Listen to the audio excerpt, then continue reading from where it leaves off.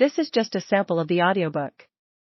To get the complete audiobook, access the link posted in the first comment. Jesus and the Essenes by Dolores Cannon. Section 1. The Mysterious Essenes. Chapter 1. How it all began. It is possible to travel through time and space and visit long-lost civilizations.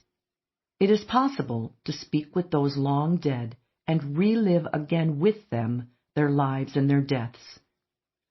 It is possible to travel backwards hundreds, even thousands of years to explore the past. I know, because I have done it. Not once, but hundreds of times. I have done it with regressive hypnosis.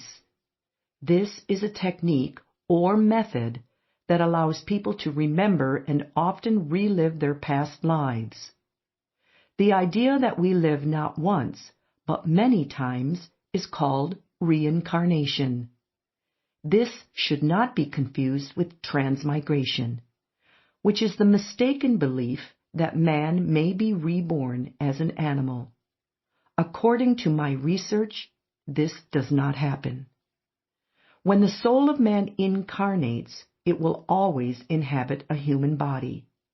He may, unfortunately, sink so low as to become animalistic in nature, but he will never take the form of an animal. This is an entirely different type of spirit. I don't know why some people find the idea of reincarnation so hard to understand when they can relate it to their own lives. Everyone is constantly changing. Not to change would mean you have stopped growing. At that point, you become stagnant and start to die. We change so much that many times we may feel as though we have lived many different lives in this one. We go to school, marry, have children, sometimes marry again. We may change occupations, sometimes going in an entirely different direction. We may travel or live in a foreign country for a while. We may experience trauma and sorrow with the death or unhappiness of loved ones. We hopefully learn to love and attain our goals in life. Each of these are stages in our lives, and they are totally different from the other. We make mistakes and hopefully learn from them. We hear people say, "I don't know how I could have done such dumb things when I was younger. It's almost as though it happened to someone else."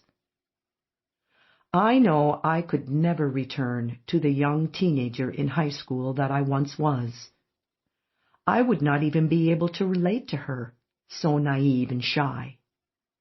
We would not have anything in common now, and she would have never been able to understand the complex person I have become. Yet we are one and the same person. This is the way I look upon past lives. We know we live them, just as we know we lived our childhood. They could be called the childhood of the soul. Hopefully we have learned to apply the knowledge we have gained through hundreds of years of making mistakes, of being human. But just as there are people who take longer to grow up, there are also people who must live many lives before learning even one lesson. We can look upon our own bodies as a form of reincarnation. We know our bodies are ever-changing. Cells are constantly dying and being renewed in a never-ending cycle. We certainly don't have the same body we had 10, 20, or 30 years ago. It has changed for better or worse.